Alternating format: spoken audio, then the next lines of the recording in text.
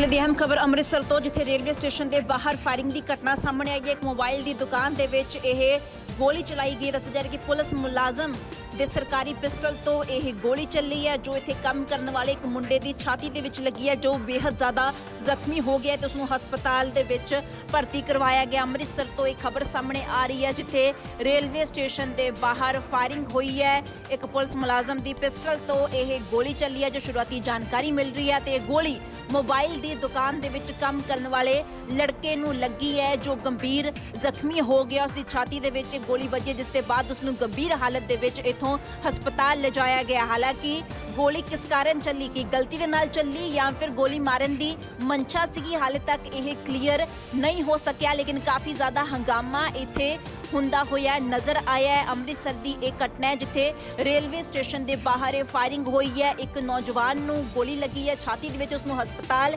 ਲਿਜਾਇਆ ਗਿਆ ਹੈ। ਗੰਭੀਰ ਹਾਲਤ ਉਸ ਦੀ ਬਣੀ ਹੋਈ ਹੈ। ਪੁਲਿਸ ਦੇ ਵੱਲੋਂ ਜਾਂਚ ਕੀਤੀ ਜਾ ਰਹੀ ਹੈ, ਲੇਕਿਨ ਹਾਲੇ ਤੱਕ ਇਹ ਸਪਸ਼ਟ ਨਹੀਂ ਹੋ ਸਕਿਆ ਕਿ ਕੀ ਗੋਲੀ ਗਲਤੀ ਨਾਲ ਚੱਲੀ ਹੈ ਜਾਂ ਫਿਰ ਪੁਲਿਸ ਮੁਲਾਜ਼ਮ ਦੀ ਗੋਲੀ ਮਾਰਨ ਦੀ ਮਨਸ਼ਾ ਸੀਗੀ। ਹਾਲੇ ਤੱਕ ਕਲੀਅਰ ਨਹੀਂ ਹੋ ਸਕਿਆ।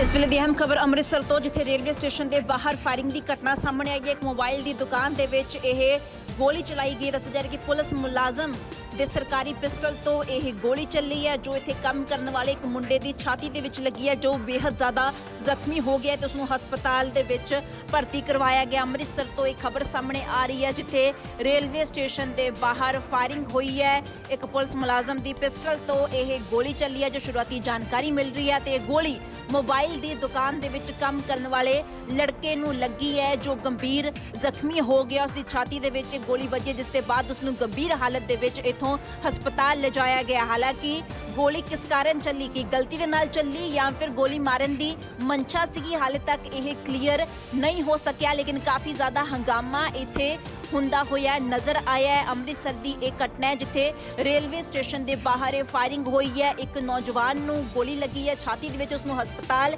ਲਿਜਾਇਆ ਗਿਆ ਹੈ। ਗੰਭੀਰ ਹਾਲਤ ਉਸ ਦੀ ਬਣੀ ਹੋਈ ਹੈ। ਪੁਲਿਸ ਦੇ ਵੱਲੋਂ ਜਾਂਚ ਕੀਤੀ ਜਾ ਰਹੀ ਹੈ, ਲੇਕਿਨ ਹਾਲੇ ਤੱਕ ਇਹ ਸਪਸ਼ਟ ਨਹੀਂ ਹੋ ਸਕਿਆ ਕਿ ਕੀ ਗੋਲੀ ਗਲਤੀ ਨਾਲ ਚੱਲੀ ਹੈ ਜਾਂ ਫਿਰ ਪੁਲਿਸ ਮੁਲਾਜ਼ਮ ਦੀ ਗੋਲੀ ਮਾਰਨ ਦੀ ਮਨਸ਼ਾ ਸੀਗੀ। ਹਾਲੇ ਤੱਕ ਕਲੀਅਰ ਨਹੀਂ ਹੋ ਸਕਿਆ।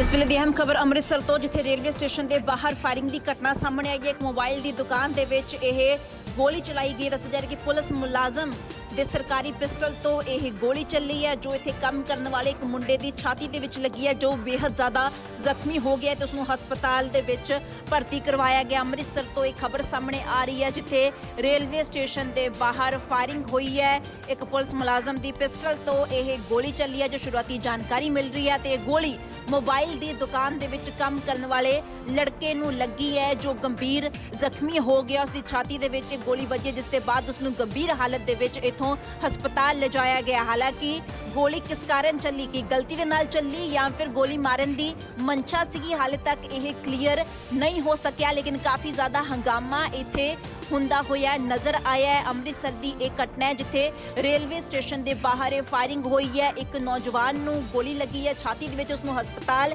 ਲਿਜਾਇਆ ਗਿਆ ਹੈ। ਗੰਭੀਰ ਹਾਲਤ ਉਸ ਦੀ ਬਣੀ ਹੋਈ ਹੈ। ਪੁਲਿਸ ਦੇ ਵੱਲੋਂ ਜਾਂਚ ਕੀਤੀ ਜਾ ਰਹੀ ਹੈ, ਲੇਕਿਨ ਹਾਲੇ ਤੱਕ ਇਹ ਸਪਸ਼ਟ ਨਹੀਂ ਹੋ ਸਕਿਆ ਕਿ ਕੀ ਗੋਲੀ ਗਲਤੀ ਨਾਲ ਚੱਲੀ ਹੈ ਜਾਂ ਫਿਰ ਪੁਲਿਸ ਮੁਲਾਜ਼ਮ ਦੀ ਗੋਲੀ ਮਾਰਨ ਦੀ ਮਨਸ਼ਾ ਸੀਗੀ। ਹਾਲੇ ਤੱਕ ਕਲੀਅਰ ਨਹੀਂ ਹੋ ਸਕਿਆ।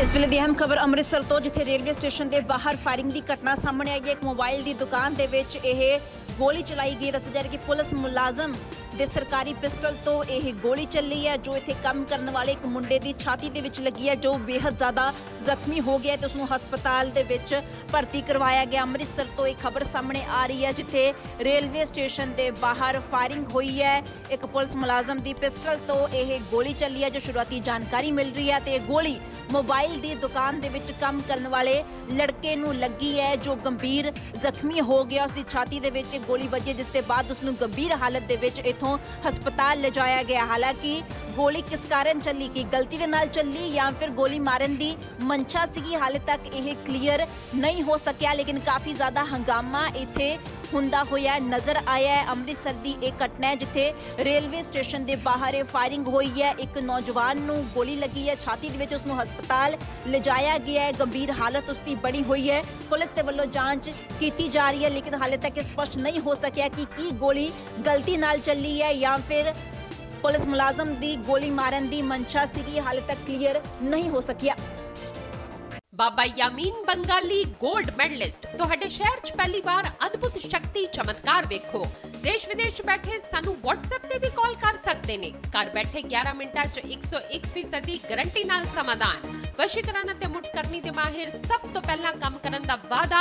नौकरी, प्रमोशन, कारोबार च परेशानी, घर च झगड़ा, बरकत, औलाद कहने तो बाहर होना, कोर्ट केस, तलाक, प्रॉपर्टी डिस्प्यूट, गुप्त रोग, पुराना दर्द, पति पत्नी चंदबन, जादू टोना, मनमोड़ी वशीकरण करवाना जा तुड़वाना, सौतन दुश्मन तो छुटकारा सदा लई, रुस्से नू मनाउणा, प्यार मोहब्बत। बाबा यामीन बंगाली 96 435 032 21।